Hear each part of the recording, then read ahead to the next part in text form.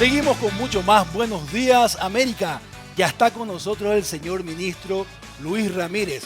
Te invito a que me acompañes y vamos a conversar con él.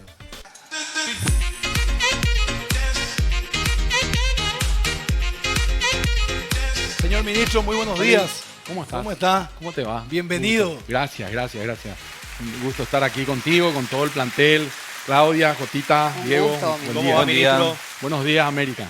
Qué privilegio recibirle nada más y nada menos que al señor ministro de Educación. Sin duda hablamos siempre que la educación es un pilar del desarrollo de una nación. ¿Es así, señor ministro? Es así. ¿Y por qué es importante?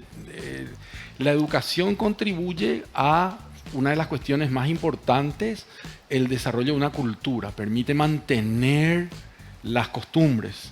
La educación desarrolla a la persona en forma individual. La educación prepara al ciudadano para ser una persona productiva. No solo productiva en cuanto a negocios, sino productiva en cuanto a la familia, en cuanto al desarrollo de la sociedad.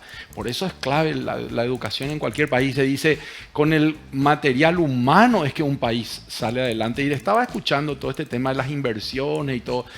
Podemos traer mucha inversión, pero si no tenemos el material humano para hacer que esa inversión se multiplique, el país no va a avanzar, ¿verdad? O sea, por eso, podemos tener las mejores ideas, los mejores contactos, las mejores intenciones, pero si no tenemos el recurso humano para que se ejecuten esas acciones es imposible. Es imposible. ¿verdad? Algunos datos, señor ministro, para compartir. Se cree que hace unos 30, 40 años solamente entre el 10 y el 15% de las personas terminaban el colegio. Hoy esa cifra ha cambiado a 50%, es decir, 5 de cada 10 paraguayos y paraguayas terminan el colegio. Es así. Y yo creo que incluso va subiendo esa cifra, pero es el esfuerzo que se hizo en la época de los 90 con la reforma educativa donde se amplió la oferta. Y el objetivo era eso, ampliar la oferta, es decir, que haya más alumnos dentro del circuito educativo. Hoy el siguiente paso es la calidad. Y vimos que en esa expansión de la oferta también hubo una expansión desmedida y sin un criterio pedagógico. Okay. Es decir, yo tengo una escuela, tengo 50 alumnos y a 2 cuadras tengo otra escuela y tengo 30 alumnos. Es decir, ahí no hay un criterio ni pedagógico, ni económico, ni de ninguna naturaleza, ¿verdad? Entonces se expandió con un criterio, con cualquier criterio o con criterios muy diversos, y eso hoy es lo que nos está haciendo sufrir mucho en distintos temas. Voy a poner solo un ejemplo. 3.000 escuelas, Alim, tienen menos de 50 alumnos. 3.000. 3.000. De un total de 7.000. 7.000. Casi el 50%. Casi el 50% tiene menos de 50 alumnos. ¿Cómo vos haces? Tenés todo un equipo, tenés más profesores que alumnos. Debería haber sido la mejor educación del mundo en ratio alumno-profesor. Claro. Pero no se da así, ¿verdad? Entonces necesitamos hacer cambios radicales, importantes, que tengan como centro lo pedagógico. Eso me parece fundamental. Y otro dato ahí encima, para que la ciudadanía nos acompañe. Ha mejorado muchísimo, disminuyó mucho la deserción. Cierto. Estamos en 50, cada vez estamos mejor. No estamos como queremos, pero no estamos como estábamos. Eso es fundamental. Ahora, hay un estudio, dice, señor ministro, que el 80% aproximadamente, 70-80% de esos egresados no tienen un buen resultado en comprensión lectora y matemáticas. ¿Es eso a lo que usted se refiere? Es así mismo. Entonces ahora necesitamos poner la pedagogía en el centro de la acción educativa. Por eso yo decía, el gran cambio que podemos hacer y que podemos aportar en este tiempo al Ministerio de Educación es la transformación de su gestión, en donde los próximos 5 años o 6, si el eje de la acción de un ministro de Educación no es lo pedagógico, no vamos a avanzar. Lo pedagógico. Yo sé que usted, señor ministro, es un gran técnico y realmente ama profundamente la educación. Por sus antecedentes, las personas que le conocen hablan de eso. Ahora, hablando en términos comunes, ¿cuál es la dificultad que tiene pedagógicamente hoy la enseñanza paraguaya? Muy bien. Se enseña contenidos, nos enseña a pensar. Y lo que nosotros tenemos que enseñar es el proceso de desarrollo del pensamiento. Te pongo un ejemplo. Para matemáticas, todavía se enseña que el 1 es un soldado. O sea, yo enseño una cantidad a través de la forma. Y que el 2 es un pato. El 2 no es un pato y el 1 no es un soldado. Porque cuando yo quiera hacer el ejercicio de cantidad, suma, ¿cómo le explico al niño que se está imaginando que 2 soldados son igual a un pato? Eso no es real, eso no es posible, es inimaginable para el chico. Entonces, enseñamos un contenido a través de su estructura formal y no el desarrollo del pensamiento. Si yo quiero, voy a poner solo un ejemplo, voy a traer una pizza, voy a cortar en 8 pedazos y voy a decir 4 para mí, 1 para vos, 1 para vos. Y van a decir, ¿pero por qué vos vas a llevar 4? Enseguida está la noción de cantidad ahí. En la vida, en la cotidianeidad, en el fútbol, jugamos 3 de un lado, 5 del otro, ya no se puede jugar. ¿Por qué? Porque estamos menos. Es decir, la noción de cantidad está en el pensamiento del niño. Solo que cuando entra a la escuela, le ponemos un modelo con el que le enseñamos matemática que no se corresponde con la vida. Y eso es, enseñamos desprovisto del desarrollo del pensamiento. Desarrollo del pensamiento. En las empresas hablamos mucho de un término que es pensamiento crítico. Sí, ¿sabes? correctísimo. Que tiene que ver con lo que usted dice. Totalmente. Nosotros los paraguayos podemos desarrollar ese pensamiento crítico. Es claro eso, ¿verdad? Así es. Les quiero dar la bienvenida también a mis compañeros de mesa a esta conversación que está sumamente enriquecida. Claudia Melgarejo es una referente que trabaja con nosotros, pero también tiene una gran gerencia en todo lo que tiene que ver la educación de posgrado. Claudia, contigo. Bueno, Salim, la verdad que para mí es un honor tenerlo acá en el piso al ministro de Educación el día de hoy. Y mencionaba ciertos temas que a mí me llamaron la atención. Justamente nosotros estábamos hablando intensamente del tema de inversión y cómo proyectar una marca país mejor. Pero lo que decía es tan cierto. ¿Qué pasa cuando esas inversiones llegan y se dan cuenta de que no tienen el capital humano para poder desarrollar esas inversiones?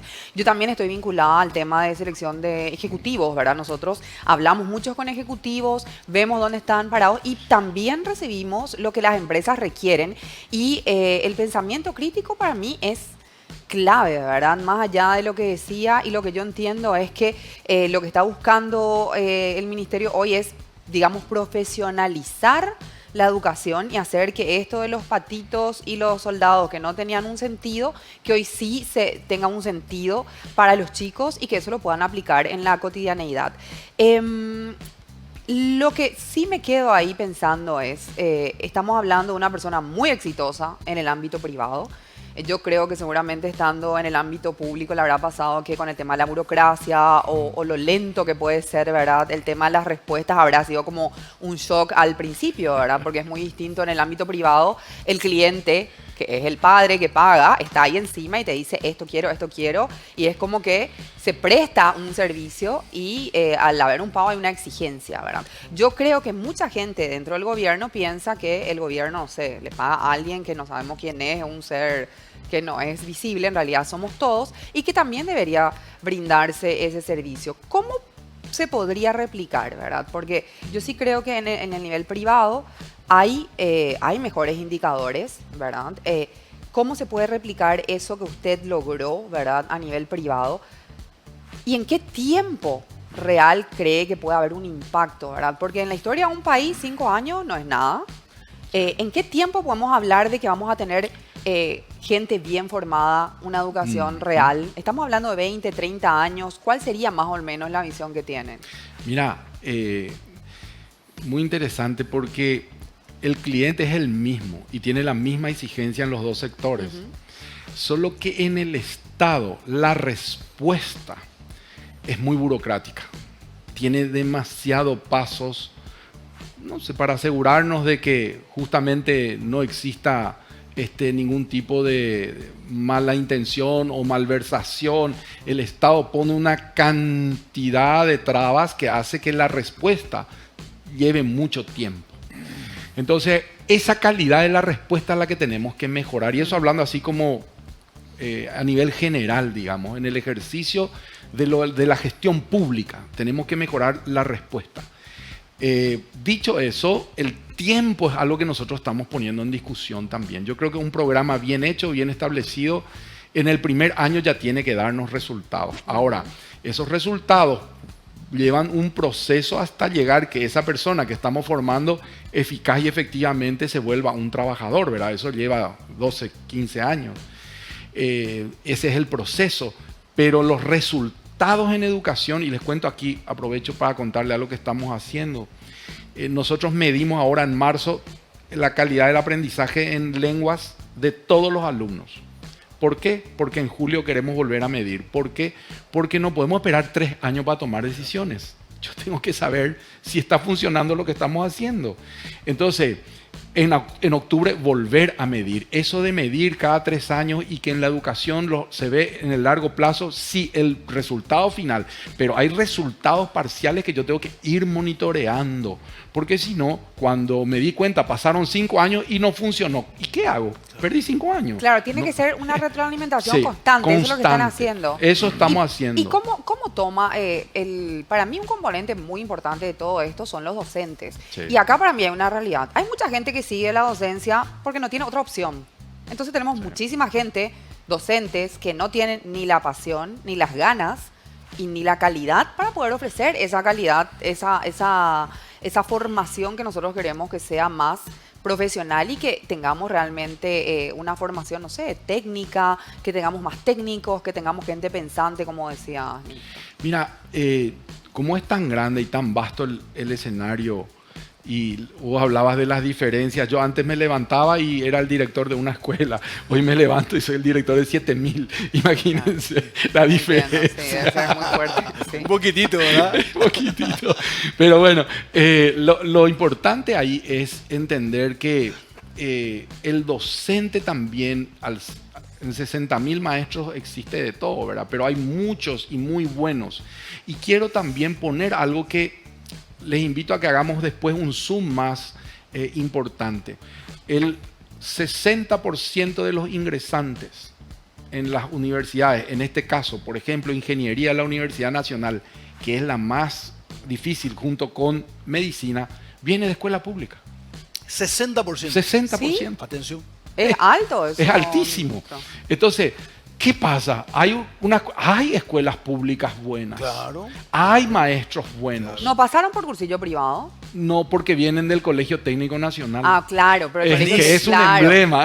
O sea, en realidad lo que nos está diciendo usted, ministro, es que buenísimo. todos los del técnico nacional ingresan y el resto Bueno, no sé si ingresan. pero ahí está. Hay un colegio, es nacional y se apostó a lo que vos dijiste. Claro. Un modelo técnico, personas especializadas, profesores preparados y mira cómo influye con una sola institución y hay otras también.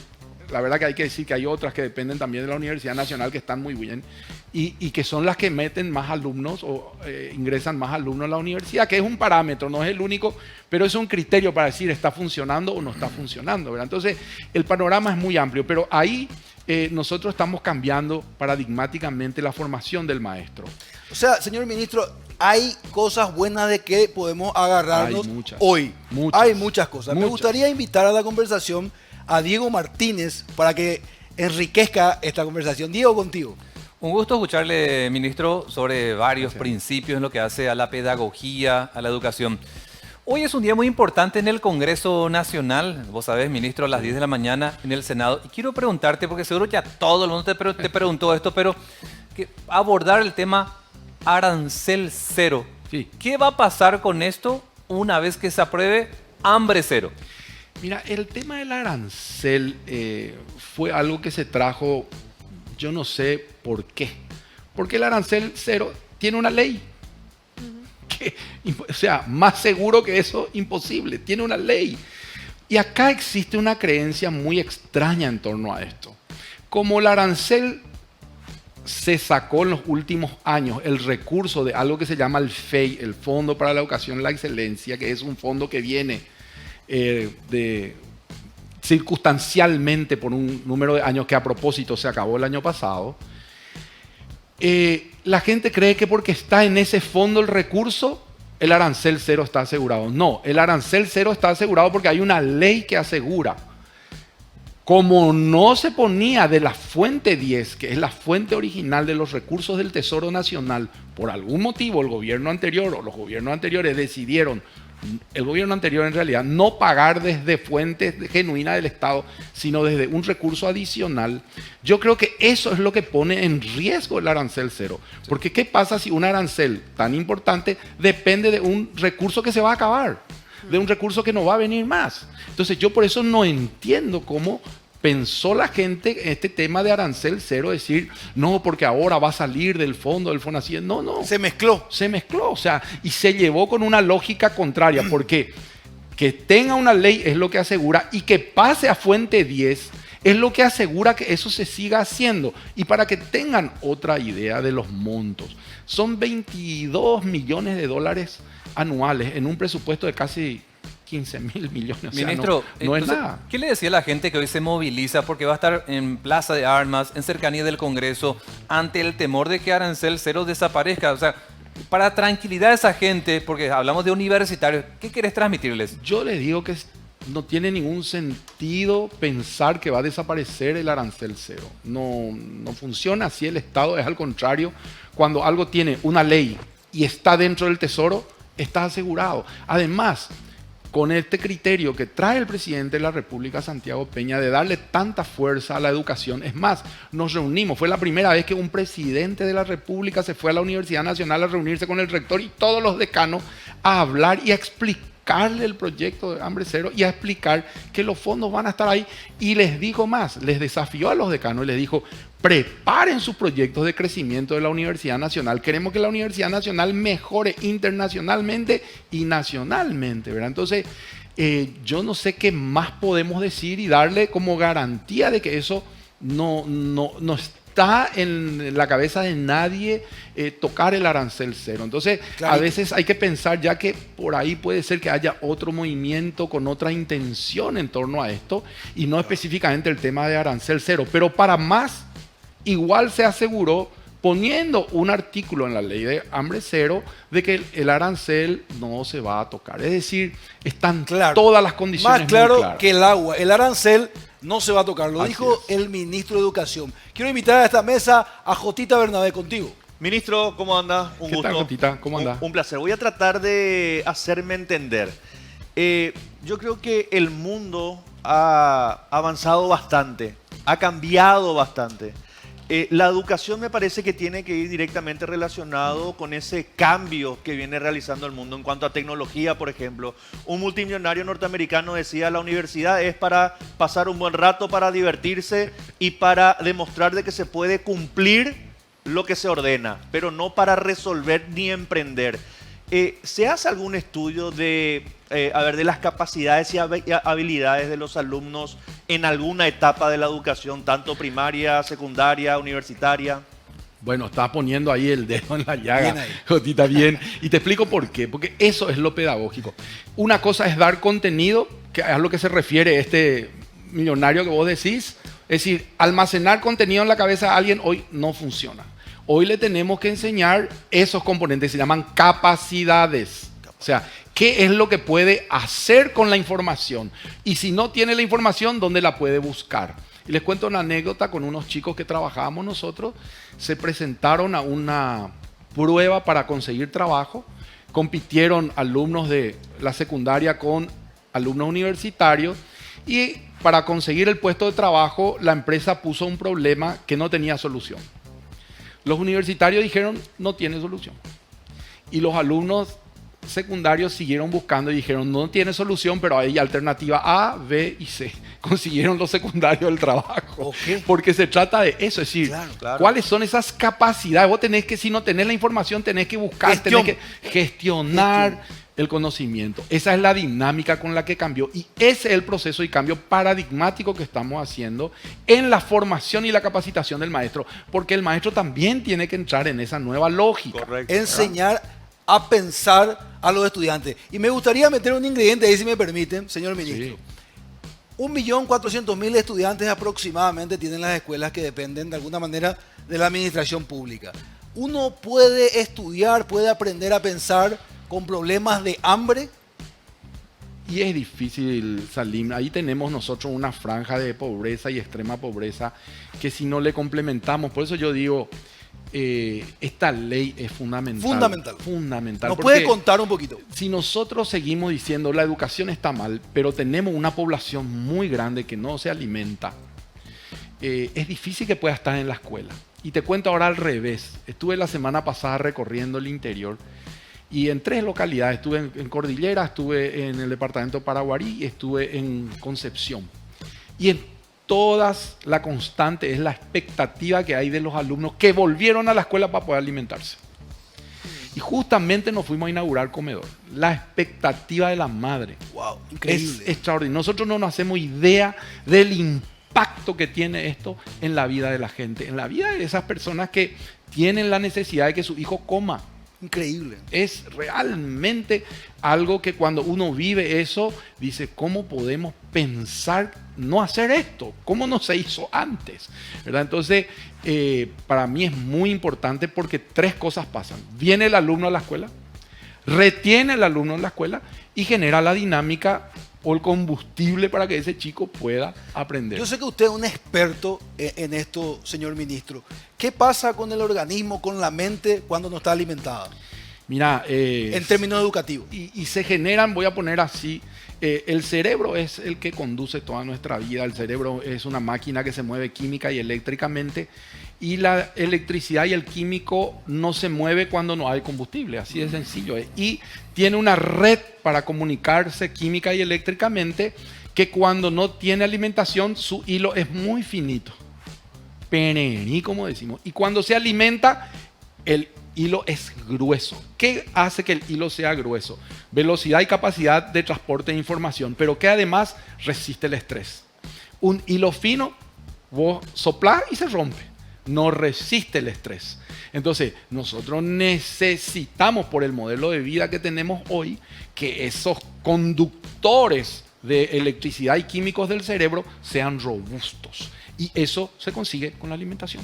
En breves instantes se va a definir finalmente si se aprueba esta ley de hambre cero, y todos los paraguayos que queremos realmente a esta tierra, que somos muchísimos, creo que estamos de acuerdo que eso se cumpla y que realmente la educación mejore de esa arista.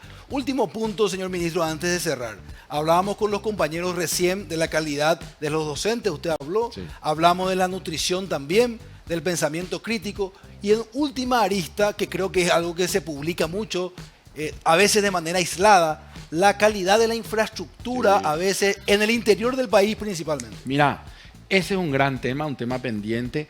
Nosotros llevamos como ministerio más de 15 años sin un guaraní para mantenimiento y reparación, que es hoy la gran urgencia y necesidad que tenemos, mantenimiento y reparación.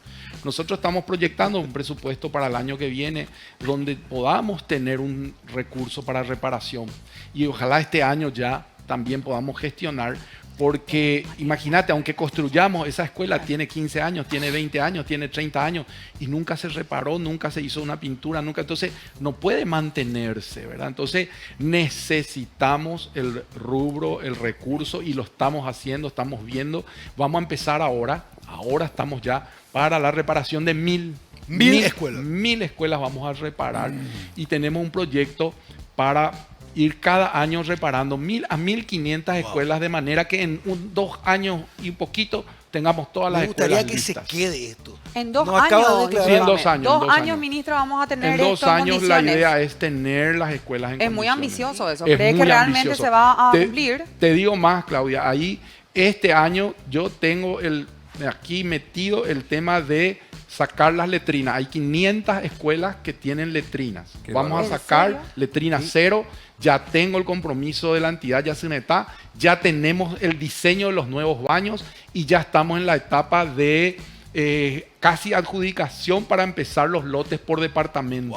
Wow. Ministro, ¿sabe qué? Igual a mí me deja así como un sinsabor cuando usted me está diciendo vamos a dejar las letrinas de lado, ¿verdad? Cuando en Asunción, si bien hay varias, o sea, es totalmente diferente lo que se ve en Asunción, sí, en relación al interior. Y también hay muchas escuelas que están en pésimo estado acá, ¿verdad? Pero imagínense que estamos en un plan letrina cero. Y donde, no sé, yo te hablo de un chico que va a un colegio privado y con menos de 10 días de preparación te puede ingresar a una universidad de élite de la región. Entonces es abismal esa diferencia. Vamos a hablar en 2 años, letrina cero,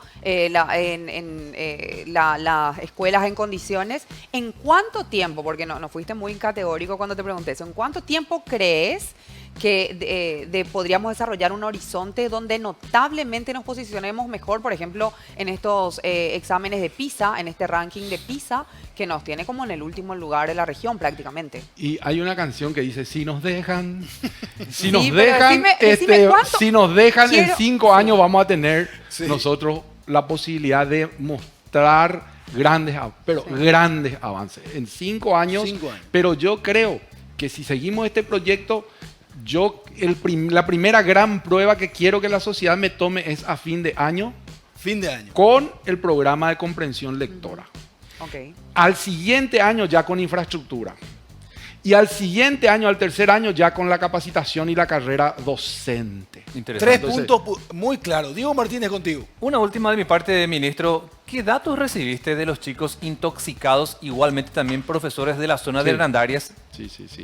Y eso fue una muy mala idea de un joven que tenían al parecer había una prueba y bueno, ahí empezaron a jugar con eso. Se les fue de las manos y terminó siendo un escándalo realmente porque afectó a mucha gente tuvo que ser internada, ¿verdad? Socorrida y bueno, lamentamos y es una escuela que además ha sido priorizada y hemos montado un laboratorio técnico de primera línea con la gente del PTI, ¿verdad? Así que una escuela que tiene recursos, una escuela a la que le hemos dado un esfuerzo importante y por eso lamento que eso haya ocurrido ahí, ¿verdad? Tristísimo, realmente fue un privilegio. Si le va bien a este ministerio, nos va a ir bien a todos. Eso es lo que la ciudadanía tiene que saber. Si tenemos una buena gestión de educación, la salud va a mejorar, la economía va a mejorar y todo en consecuencia. Señor ministro, para nosotros fue un placer. Igualmente para Le mí. deseamos lo mejor. Gracias, Aline. Igualmente un gustazo estar contigo y con todo tu equipo. Con